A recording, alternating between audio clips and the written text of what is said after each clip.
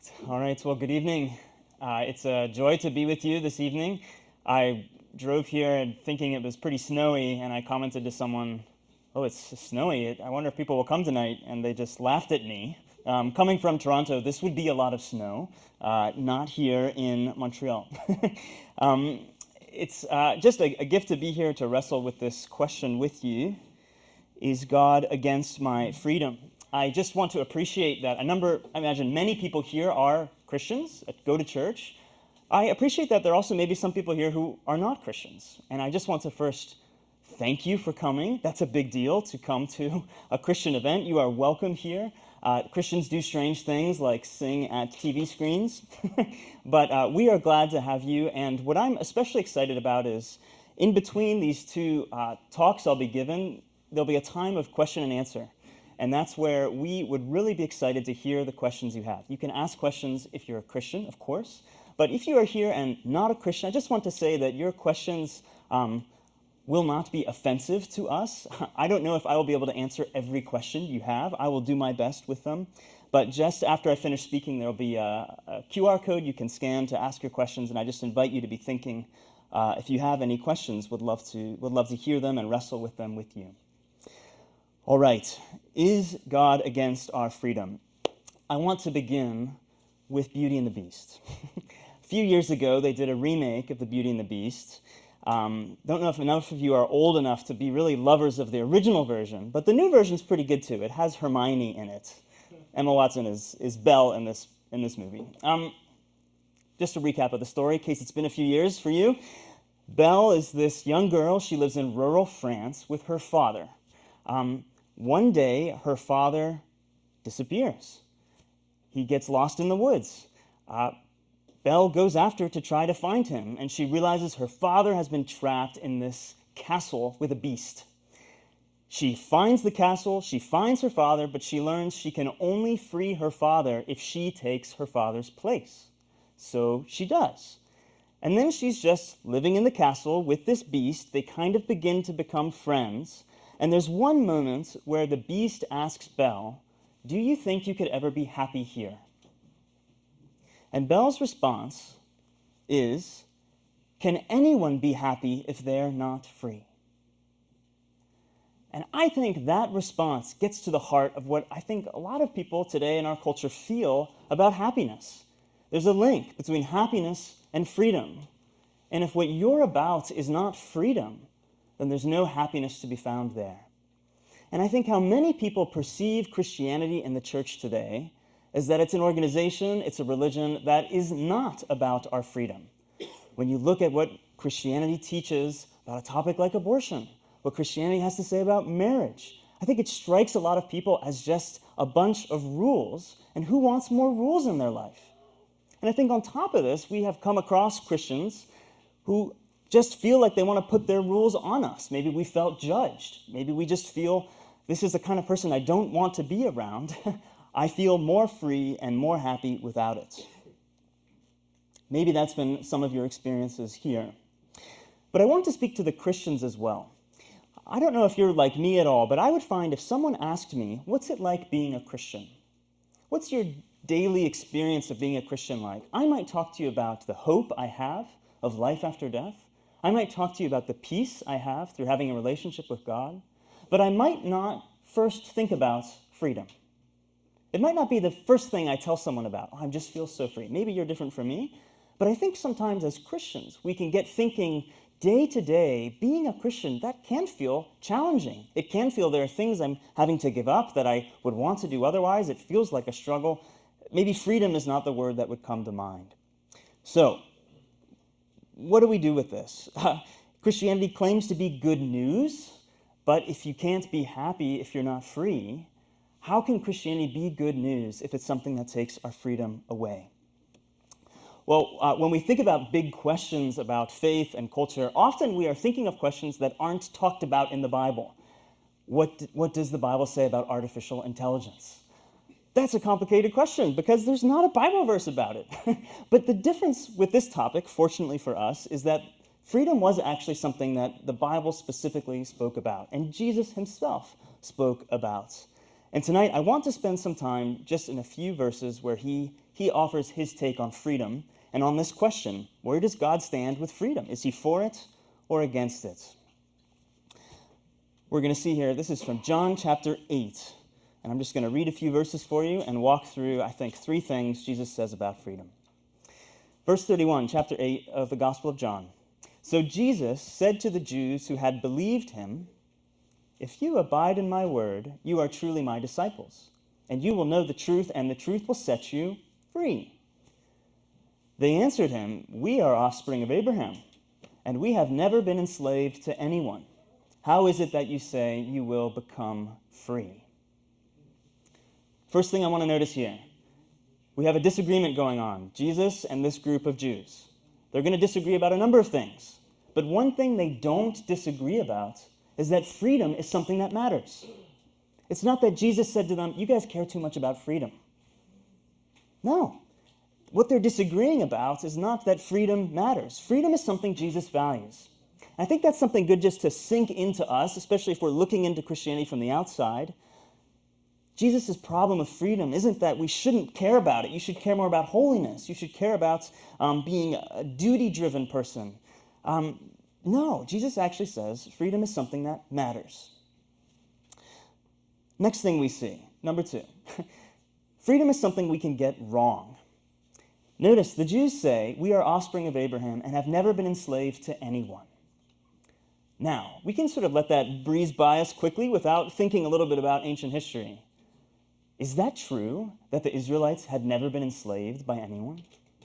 Wasn't there this whole episode of this time in Egypt and, the Exodus? That's like what the first 5 books of the Bible are about. It's huge for Jewish identity even today. That's what the Passover is about. How could it be that these very religious Jewish people didn't remember this experience of slavery? And of course, you may know the Jews were also enslaved by the Babylonians, enslaved by the Assyrians. One scholar even says it's hard to find an ancient Near Eastern people group that hadn't enslaved the Israelites at one point. What's going on here? I think there's perhaps some national pride that maybe had some blindness to their state of freedom. But I think this says something to us. I think this tells us that freedom is something we can think we have when we don't have it. We can think of ourselves as free, and I think that most of us would today. If you ask an average person on the street, "Are you free?" I think they're probably going to say, "Well, yes, of course." They'll maybe be nervous if you try to tell them, "I can offer you real freedom." That sounds like a cult. Most of us think of ourselves as free. But I think the lesson for us here is that perhaps we can think that we're free and we're really not.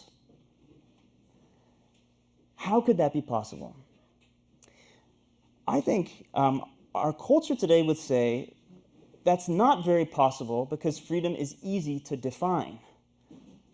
This is what freedom is, and I enjoy that kind of freedom. Freedom is doing whatever you want, whenever you want. That's it. That's all that freedom is. Whenever you want, whenever you want. But is that really an adequate definition of freedom? Tim Keller, who is a pastor in New York City, I think gives a good illustration. He says, imagine you have a grandfather, and he loves only 2 things in life. One of his loves is steak. He can eat steak every day. He does eat steak every day. But the other love he has is spending time with his grandchildren. One day, grandfather goes to the doctor, and the doctor says to him, "If you keep eating steak every day, you will die."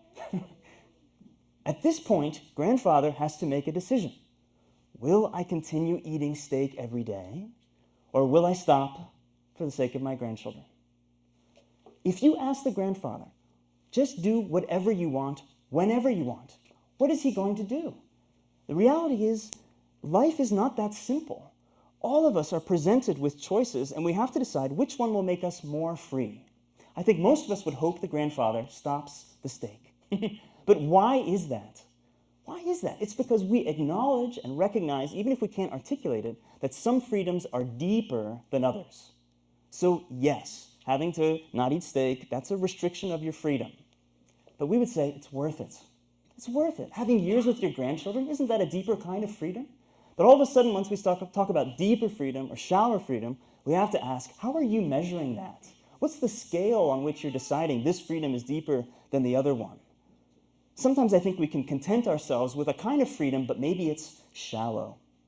Brother Andrew mentioned my background is in political theory. That's what I studied, and the political theorist in the last 100 years who most talked about freedom wasn't a Christian.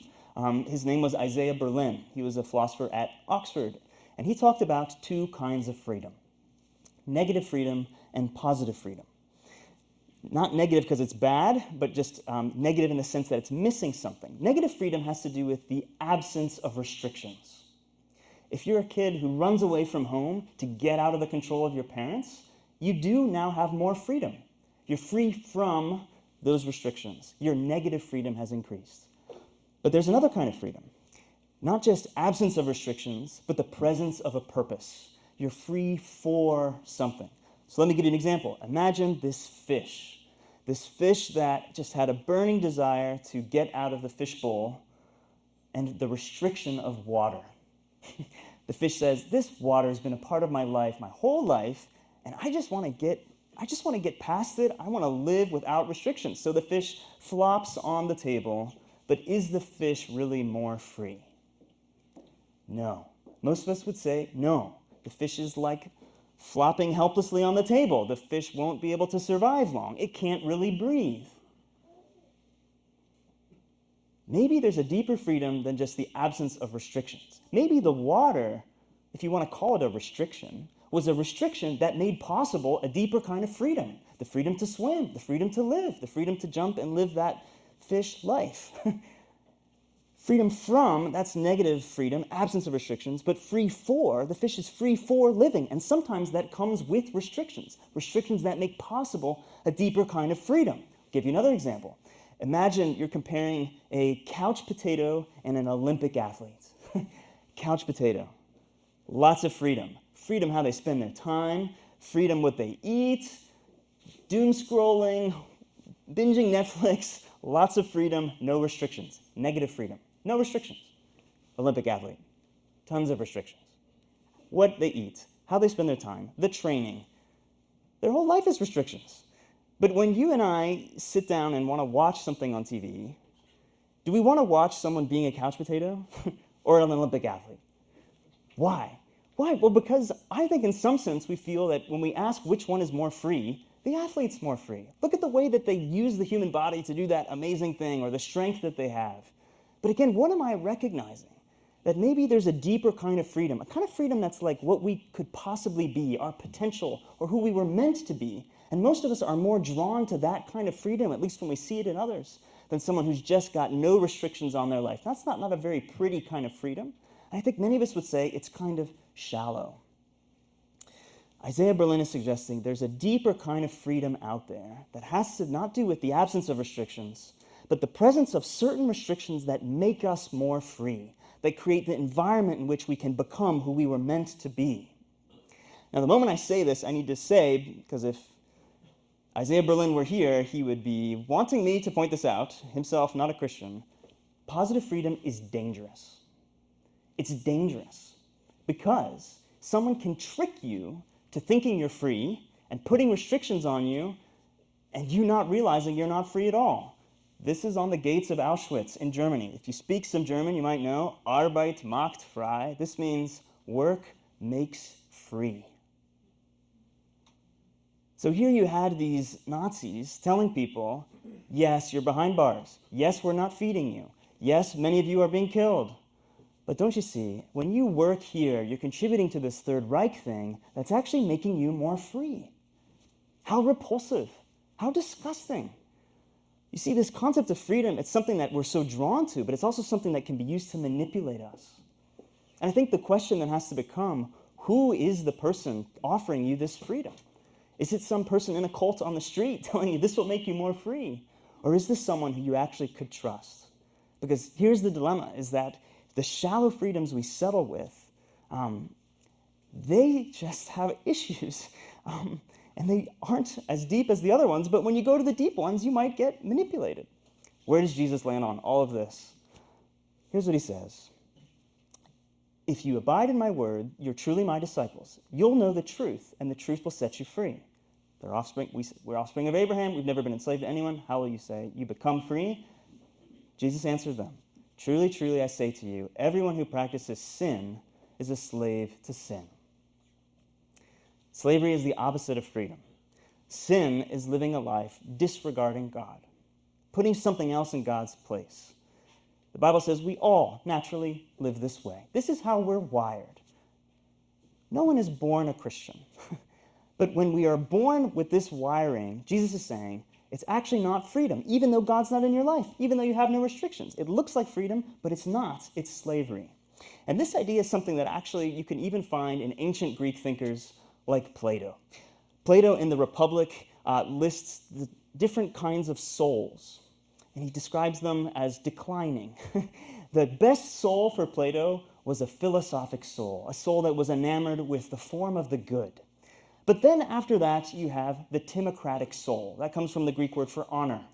This is someone's soul who maybe they're not living for the good. The good has been confused with what's honorable. Sometimes cultures get wrong what's good, and they make what's honorable good, but there's a difference, honor and goodness. But that soul, he says, can collapse into an oligarchic soul, a soul that lives just for money. That soul can collapse into a democratic soul. Democracy, this has to do with freedom. Most of us like the word democracy. It's something that makes us nervous to see it at nearly the bottom rung of Plato's list. But I think actually not only do a lot of us like democracy and politics, I think most of us fit into what Plato called a democratic soul. Because a democratic soul says, I want to be free to live my life according to what I want to live by. So it looks at the people living for goodness and says, I don't want to be restricted by that. I don't want to be restricted by living for honor. I don't want to be restricted by living for wealth. I just want to choose what I want to live for in the moment. I think many people live this way. I think we all naturally are gravitating to that kind of life. But the striking thing for Plato, not only that it's second from the bottom, is that the democratic soul collapses into the tyrannical soul.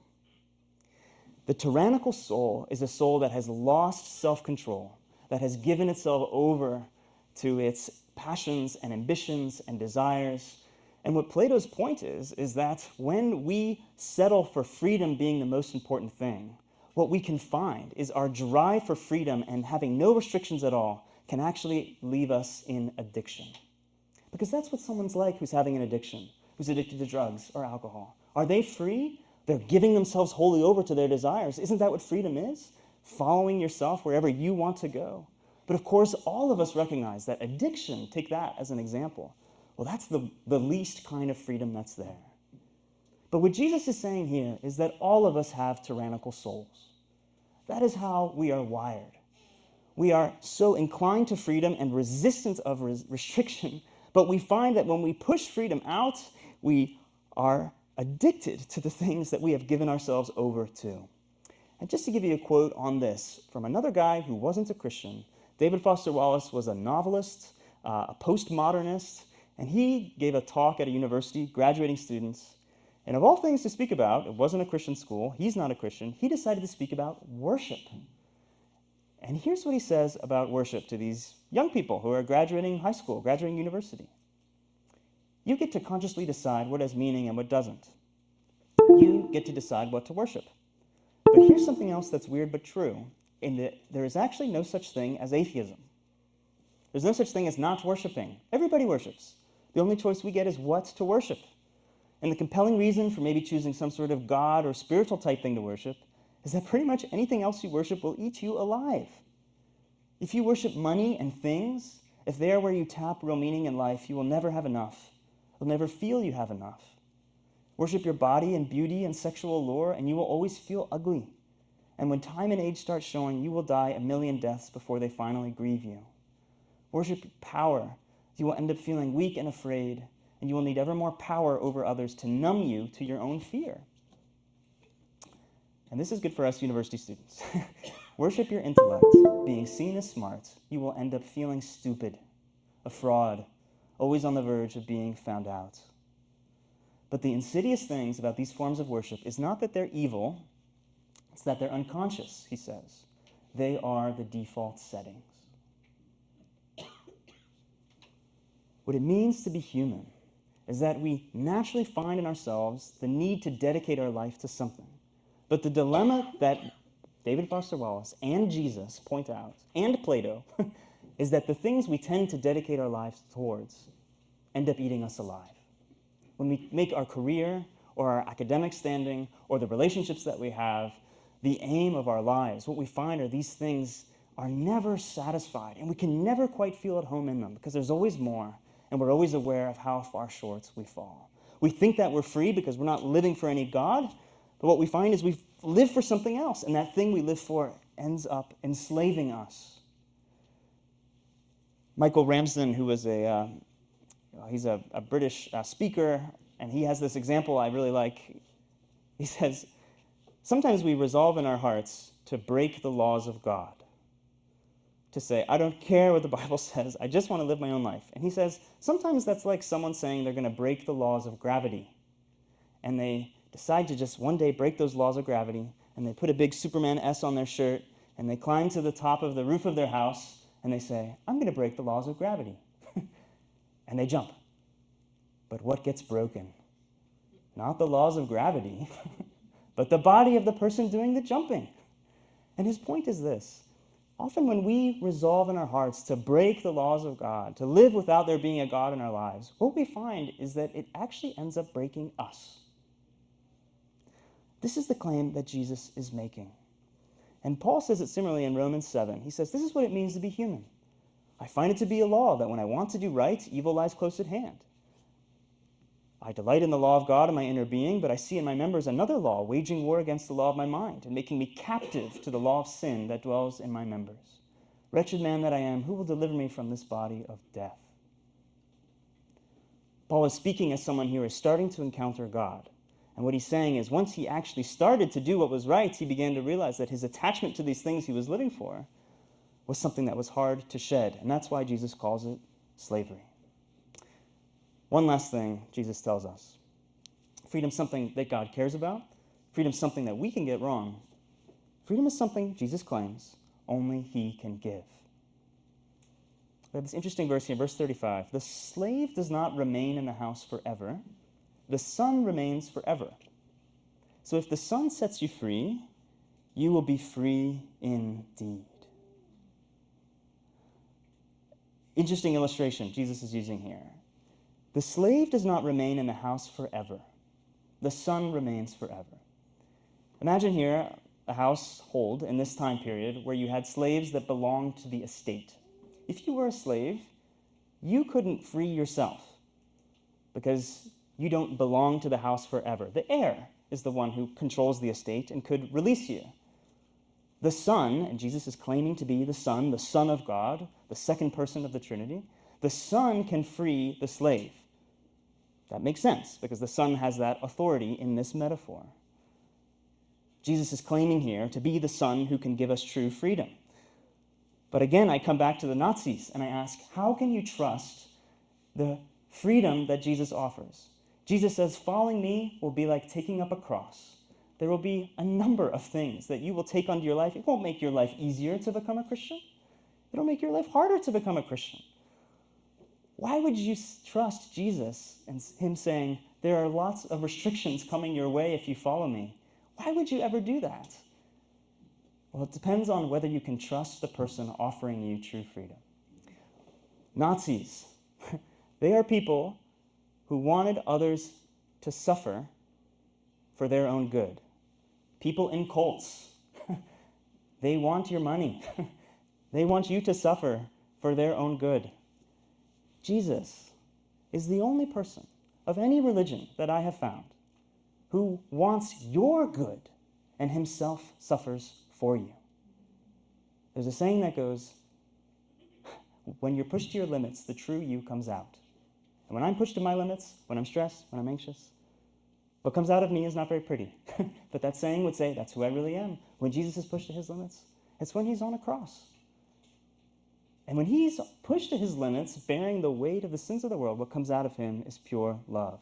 The way you can trust the son in this metaphor with the household is because for the son to let go the slave, that comes at a cost to the household, the years of labor that are lost. Jesus is using this ugly institution of slavery to show that God has a heart for slaves to be free, but also to show something of the cost that it would take to set us free. The Bible says that the ways we have rejected God from our lives, and the Bible says we all do this, merit us absence of freedom, chains on our feet, distance from God. But Jesus on the cross bears these chains and shackles of punishment for us. He bears our punishments so that we can be forgiven. He literally loses his freedom. He's nailed to a piece of wood so that we can be free. But as I start moving towards the end of this first talk, and then I'm eager for your questions, do have them ready, I want to ask, how does this actually work? How do I actually taste this freedom that Jesus claims to offer, but it comes with restrictions, but it's deeper and good for me? This doesn't sound very appealing at this point, perhaps. Let's go back to this verse 31. Jesus says to the Jews who believes in him, "If you abide in my word, you're truly my disciples. You'll know the truth, and the truth will set you free." I want to think about this word abiding. I was on a flight not too long ago, and I was, you know how when you're in a row of seats, you can kind of see the people in front of you through the gap in the seats. And I wasn't like trying to stare, but there was someone on their phone, and they were just looking at probably the same 5 pictures, one after the other. Scroll. Like flip, flip, flip, and then back, back, back, and back, back, back. And this was just a long time of watching them look at the same pictures. I suspect they were a grandparent looking at a grandchild. Why would you spend that much time on photos? Because you love that person. You just want to see the photo again and again. Let's say you have a crush and your crush writes you a letter. How many times will you read the letter? Probably not just once if you really like the person. Why is that? Well, when someone's dear to you, when you're far from home and your mom writes you a letter, you're studying overseas or something, those words mean something to you because that person means something to you. And Jesus is saying the way you get this kind of freedom is having a kind of relationship with me such that the words I say to you are precious to you. And when you have that kind of relationship, that's where freedom is to be found. I think we could say what Jesus is offering here is not quite negative freedom, and it's not quite positive freedom. It's relational freedom. Because I wonder if you've ever had the experience, I mean, a lot of you are young people. Have you ever had a friend who suddenly falls in love with someone? They used to be your friend, and you spent all your time with them, and now they're spending all their time with this other person. And you see that they're spending all their money on this other person. And maybe you want to pull your friend aside and say, "Hey, don't you see, buddy, that like this person's taking your freedom away?" But how does your friend respond? Freedom. I've never felt more free. What do they mean? Yeah, it's costing them money. Yeah, it's taking their time away. But they don't experience it that way. The time they spend with that person, the money they spend, that's the means by which they have a relationship with them. And I think in the same way, the message of the cross, the Bible says, we love God because he first loves us. And when we come to terms and realize that Jesus is not just some historical figure dying for who knows who, but that he is taking our place and the punishment that we deserve, you begin to find in yourself a heart that grows for God. And as you find that heart growing for God, God's words begin to feel precious to you. And just like the person who falls in love with someone finds freedom in the security of that relationship, they feel known, they feel loved, so also on a much deeper level with God, you realize here's someone who knows me to the depths, who knows me at my worst, and yet still loves me to the point of dying for me. When you realize that your freedom actually matters to God so much that he died for it. How much is something worth? How much is someone willing to pay for it? Your freedom, my freedom matters that much to God. He's willing to give up his freedom for it. And when you come into a relationship, you begin to feel your desires change. Let's say you fall in love with someone who loves cooking.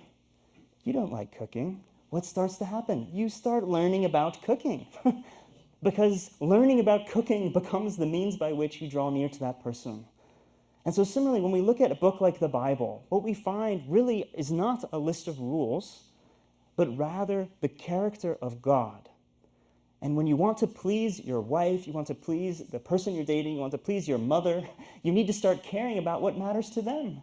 And that's something your heart will draw you towards if you really love that person. And in the same way, the freedom of the Christian is that coming to terms with what God has done for us begins to warm our hearts to what God cares about. And to desire, if I want to be close to this person, If I want to be close to my wife, I can't just do whatever I would want.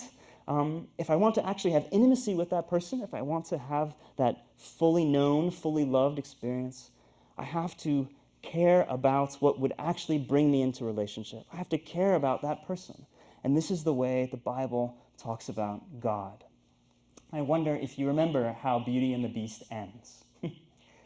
Belle falls in love with the Beast.